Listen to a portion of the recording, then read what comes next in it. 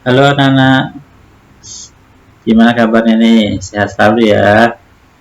Oke, mari kita hari ini kita mempelajari mengenai tematik tema 2 bermain di lingkunganku, kelas 2 subtema 1 bermain di lingkungan rumah mengenai PKN aturan di rumah. Ayo, siapa yang di rumah ini kalau habis makan dan membersihkan meja makan, atau kalau pulang sekolah naruh sepatunya sembarangan, nanti bisa dimarahin ibu loh ya. Jadi yang akan kita pelajari ini tadinya 3.2 mengidentifikasi aturan dan tata tertib yang berlaku di sekolah. 4.2 menceritakan kegiatan sesuai aturan dan tata tertib yang berlaku di sekolah. Tapi materi kita adalah aturan yang ada di rumah. Ya, tujuannya siswa dapat mengidentifikasi berbagai aturan yang berlaku dalam kehidupan sehari-hari di lingkungan rumah dengan benar. Yang kedua, siswa dapat mengelompokkan berbagai hal yang harus dilakukan dalam kehidupan sehari-hari di rumah dengan benar. Yang ketiga, dengan menggunakan teks percakapan, siswa dapat mensimulasikan kegiatan sesuai aturan yang berlaku di rumah dengan benar. 4. Dengan berdiskusi bersama orang tua di rumah, siswa dapat mensimulasikan kegiatan sesuai aturan yang berlaku di rumah dengan benar. Oke, kita baca percakapan. Bacalah percakapan berikut. Beni, tiur, kata ibu. Bermainnya sudah ya, kata Beni. Tapi Beni masih belum bisa, Bu. Tapi ini kan sudah sore, nah. Sudah waktunya mandi. Iya, Dek.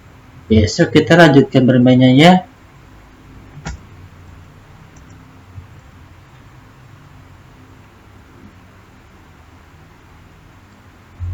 Beni masih ingin berlatih, Bu. Kata Kak Tiur, harus rajin berlatih.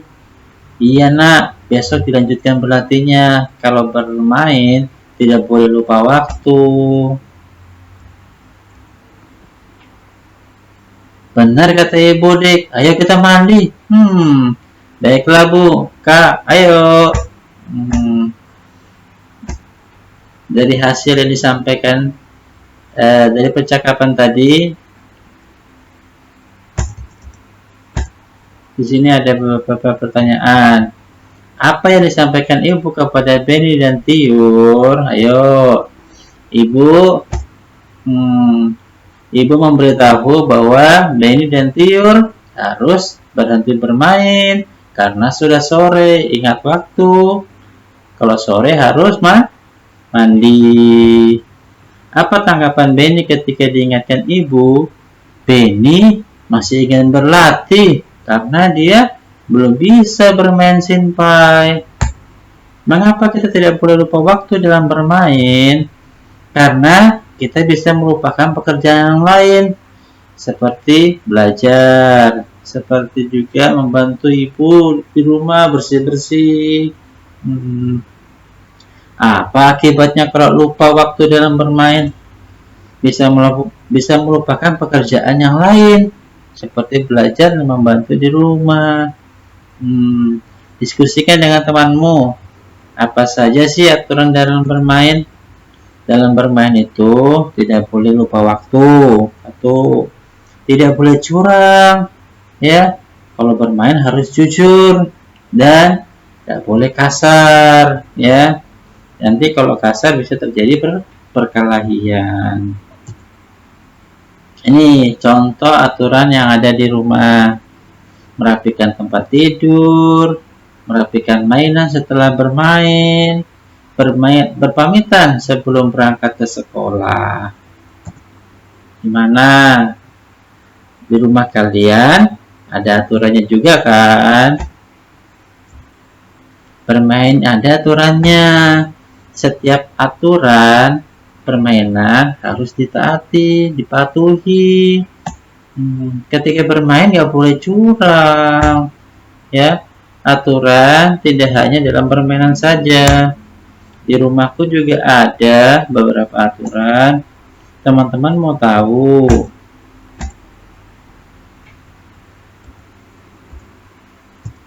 Satu, bangun pagi pukul 5 pagi. Setelah bangun, merapikan tempat tidur. Jangan sampai orang tua yang merapikan. Kita harus membersihkan ruangan kamar kita sendiri. Selalu meminta izin bila bepergian. Jadi orang tua tidak khawatir jika ingin kalian pergi ke rumah teman. Ya, misalkan pulang sekolah langsung pergi ke rumah teman tanpa izin. Khawatir gak orang tua? Khawatir. Nanti dikira kalian kemana-mana, ada sesuatu yang terjadi pada kalian. Yang keempat, dalam bermain tidak boleh lupa waktu. Harus kalau sore sudah pulang, ya. Setelah makan, membersihkan meja dan mencuci piring. Ini anak hebat ini. Jadi habis makan, nyuci piring sendiri. Ayo, yang di rumahnya nyuci piring siapa? Nanti belajar ya nyuci piring. Sore hari membantu pekerjaan orang tua, ya. Jadi jangan hanya mainan terus, atau main HP terus, atau main yang lain. Harus ingat, kita harus membantu pekerjaan orang tua seperti nyapu, ya, nyapu rumah setiap hari, atau juga mencuci piring bisa juga, ya. Pukul 19 belajar, ya, latihan lagi materi-materinya.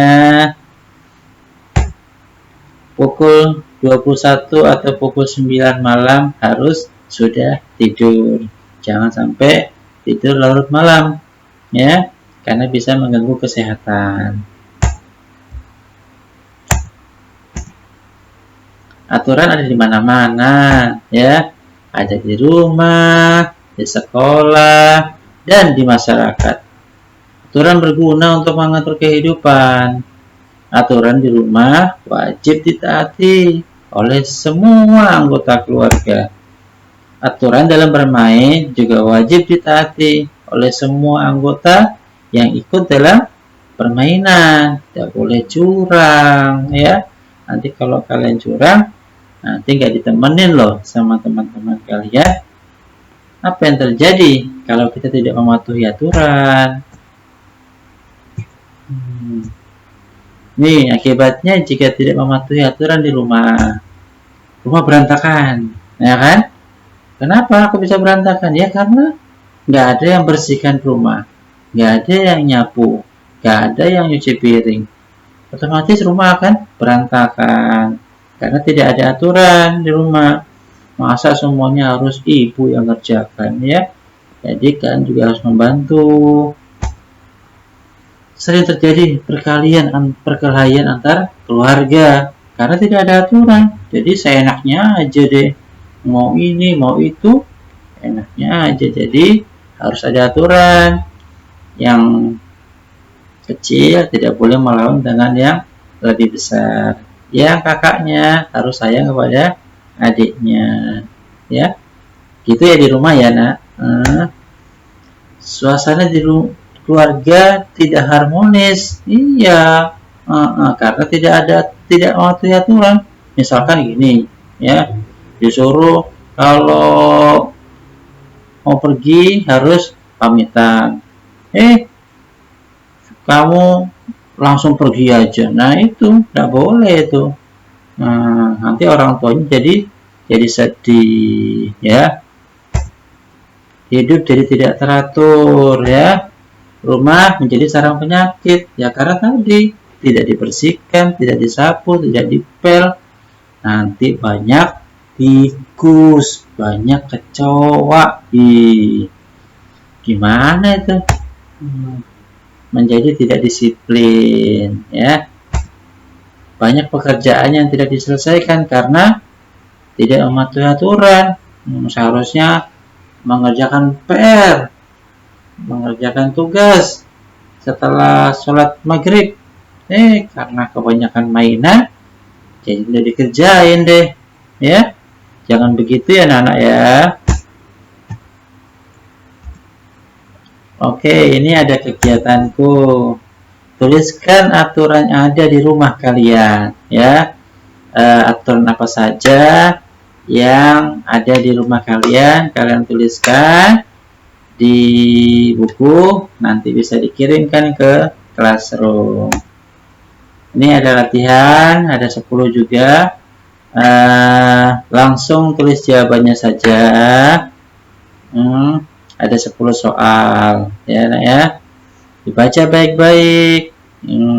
Mana jawaban yang paling tepat? Oke. Semoga semuanya mematuhi aturan yang berlaku. Terima kasih anak-anak. Dadah. Assalamualaikum warahmatullahi wabarakatuh.